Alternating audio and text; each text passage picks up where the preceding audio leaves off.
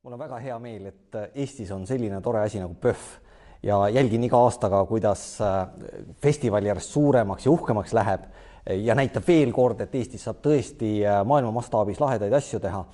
Ja tartlasena on muidugi eriti hea meel selle üle, et filmiprogrammi eest suur osa on ka Tartus vaadatav.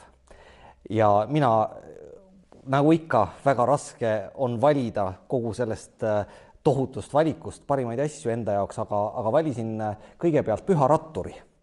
Ja Püha rattur on film siis sellistest metsikutest, natukene kuritegelikest tsiklimeestest Lõuna-Ameerikas, mis minu jaoks seostub muidugi mu enda kuuluvusega ühte mootorrattaklubisse siin Tartus, kuigi meie selliseid hullusi ilmselt ei tee nagu kangelased selles filmis.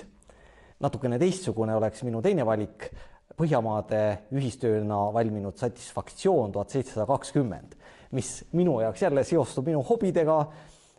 Tegemist on admiraaliga, purjetajaga, kes peale merelahinguid siis asub maistele rännakutele oma teenriga leidmaks uusi seiklusi. Ja ma arvan, et sealt võiks oodata päris põnevaid ootamatuid tegevusi.